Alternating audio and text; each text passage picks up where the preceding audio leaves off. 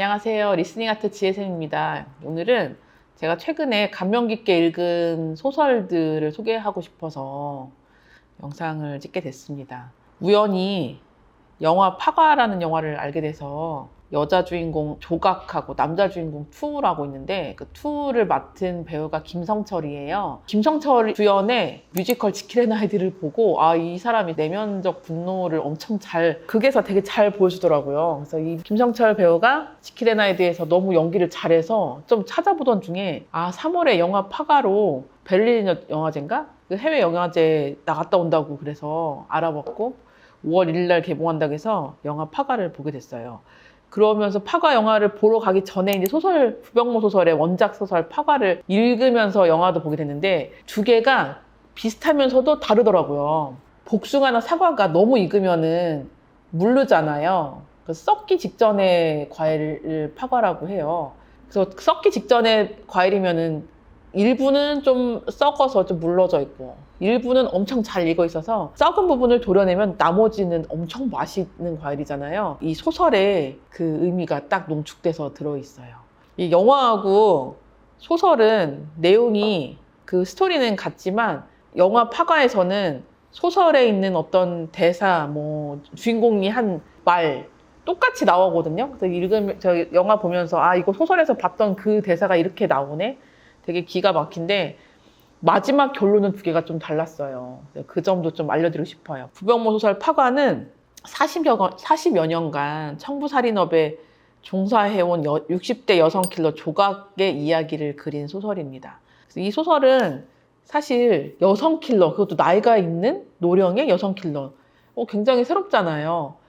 킬러라고 하면 우리 킬빌 영화 보셨지만 체력적으로 가장 뛰어난 시기에 그 킬러로서 되게 가치가 높은데 60대 여성이면서 킬러라고 한다면 60대면 노화가 진행된 노인이고 여성이라고 하면 신체적 취약성이 있잖아요. 그 60대 여성 킬러라는 거는 킬러 중에서는 가장 태급이잖아요. 태물인데 영화에서 보면 이 조각이 청부살인업인데 사실은 방역업체에 근무하는 사람으로 나오거든요. 사회에서 기생충과 쓰레기 같은 못된 사람들 방역하는 업체인 거예요. 겉포장으로는. 근데 사실 40년간 이 업에 종사했으니까 여러 가지 트릭과 기술이 있을 거고 20대, 30대 젊은 날에는 자기 체력으로 다 살인을 했을 텐데 40여 년간 기술을 많이 습득하다 보면 이제는 체력적인 거 아니더라도 독을 사용한다든가 그런 걸로 영화에서 이제 자기 업을 이어가는 게 나오더라고요. 그래서 이 노화와 쇠락을 겪는 노년 여성 킬러 조각이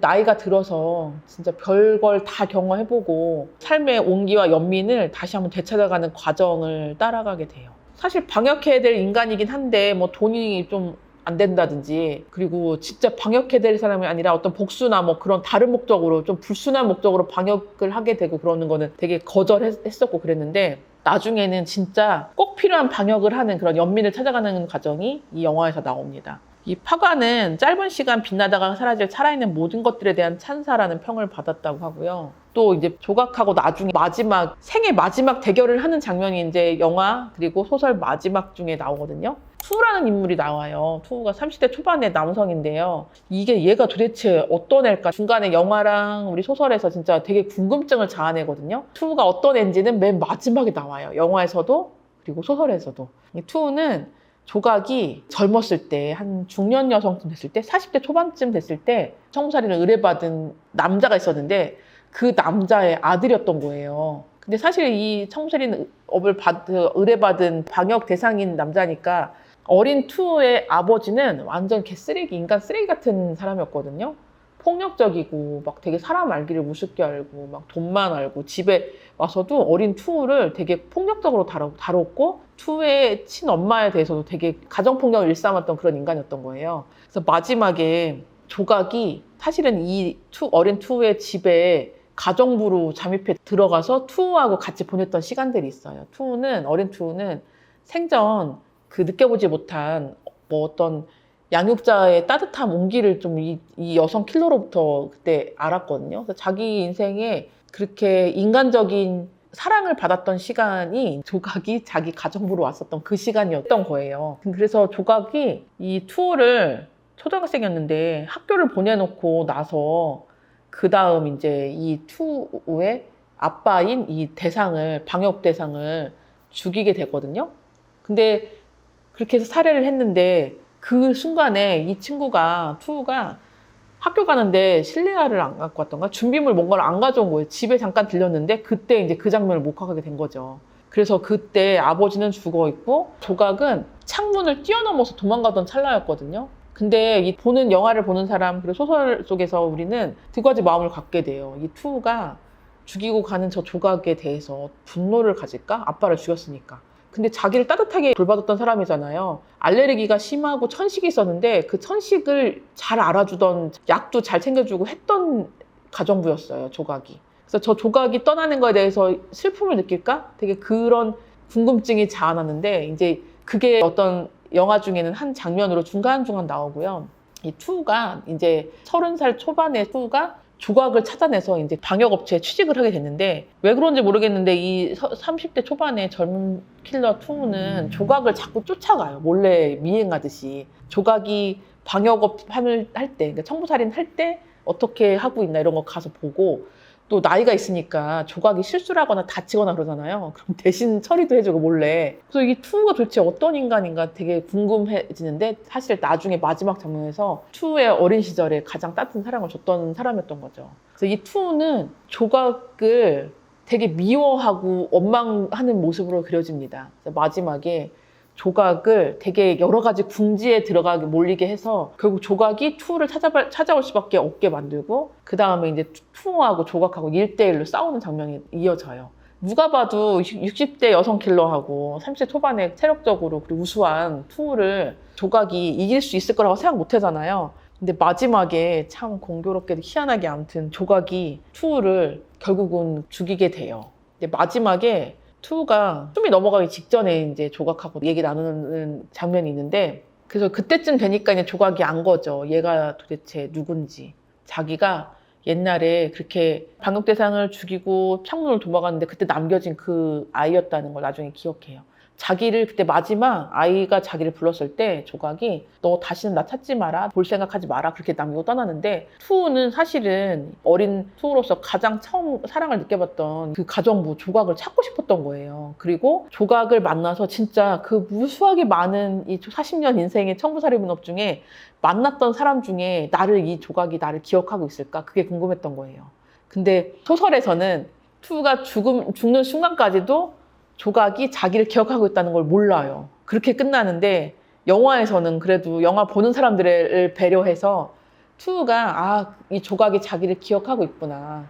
조각이 기억하고 있는 게 있거든요. 어린 투가 천신약을 먹을 때 알약을 못 먹었어요. 그래서 가루를 내서 파우더를 먹었어야 되는데 그거를 되게 잘 준비해줬던 가정부였거든요.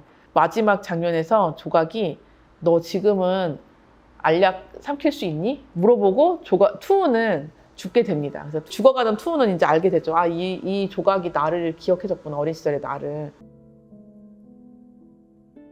이제 알약 삼킬 줄은 아니.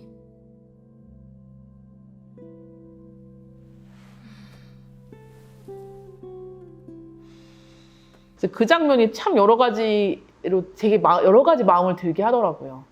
저렇게 자기 목숨을 바쳐서라도 어린 시절 나를 사랑해줬던 사람을 찾아서 나를 기억하고 있는지 확인하고 싶었는 건지, 이 사람의 내면에 이런 사랑받고자 하는 욕구가 이렇게 강력하구나, 그 생각을 좀 들었고요. 영화에서 조각이 한 여러 가지 대사들이 있는데 참 되게 마음이 아프면서도 했던 대사가, 조각이 중간중간 이제 청부살인업 할 때 만나는 사람들이 죽기 직전에 굉장히 삶을 구걸하잖아요. 그런 모습을 보면서 삶과 죽음이 뭐라고 저러나 이렇게 하는 그런 독백이 있거든요. 그래서 참 그 얘기를 들었을 때 저는 되게 마음이 좀 찝찝했어요.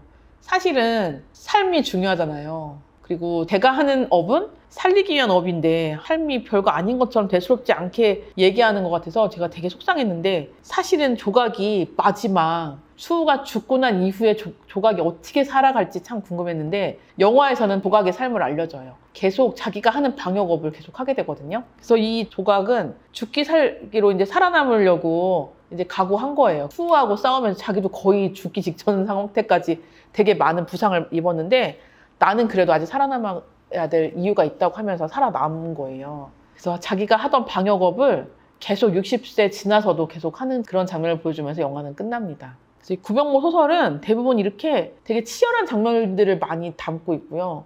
삶과 죽음에 대한 이야기가 계속 있어요. 구병모 소설이 처음 등단했을 때 창비 청소년 문학상 받았던 책이 위저드 베이커리가 있는데 2009년에 처음 썼거든요. 위저드 베이커리도 저는 추천하고 싶고요. 아감이라는 책도 있어요. 이거 다 사실 폭력에 노출되었던 그리고 약자면서 되게 취약한 사람들의 이야기인데 그 사람들의 삶의 의미를 어떻게 찾아가는지에 대한 이야기거든요. 위저드 베이커리, 아가미, 그리고 심장에 수놓은 이야기, 이건 제가 최근에 읽은 책인데 한번 읽어보시길 바래요.